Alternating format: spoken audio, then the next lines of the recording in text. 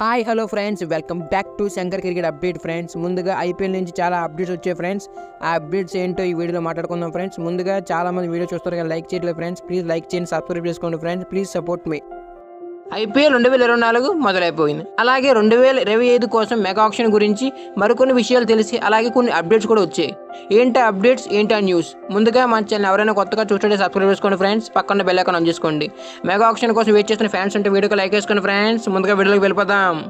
IPL 2025 mega auction గురించి దృష్టిలో పెట్టుకొని మరికొన్ని టీములు ప్లేయర్ని రిటర్న్ చేసుకునే సంఖ్య పెంచాలని కోరుతున్నారు.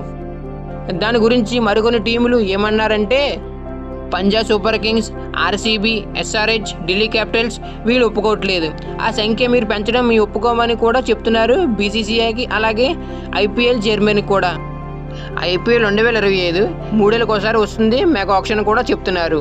ఐపీఎల్ మెగా ఆక్షన్కి ముందు 4 ఆటగాళ్ళు మాత్రమే రిటర్న్ చేసుకోవాలి, మిగతా ప్లేయర్స్ అందరినీ ఆక్షన్లోకి వదిలేయాలి అని చెప్తున్నారు బీసీసీఐ వర్గాలు. 2025 మెగా ఆక్షన్ గురించి ఐపీఎల్ చైర్మన్ ఏం చెప్పారంటే, ఐపీఎల్లోని ఫ్రాంచైజీలు అందరూ ఒప్పుకుంటే మేము కొత్త రూల్స్ తెస్తాం, అందులోని ఎవరు ఒప్పుకోకపోయినా మేము కొత్త రూల్స్ తేమని చెప్పేశారు.